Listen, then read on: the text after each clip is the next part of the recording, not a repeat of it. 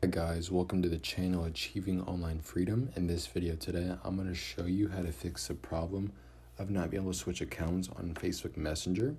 It is very simple, so let's go ahead and get started. So what this is, so if you try to switch accounts, it's not letting you. In order to get there, all you want to do is head to Messenger. You then want to go to your profile in the top left corner, and then scroll down to switch account.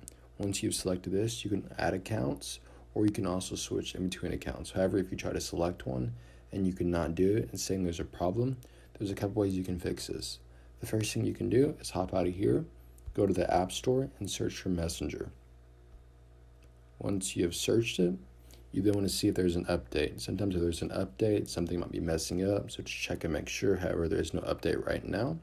Another thing you can do is hop out of here and go to Settings, then scroll down to General, click iPhone Storage, and then you can either scroll down or search for it, but you want to search for Messenger.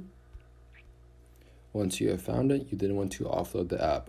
All this will do is free up storage used by the app, but keep its documents and data so you don't got to worry about any of your data disappearing. And then one of those methods should help fix this problem. So I hope this video does help you.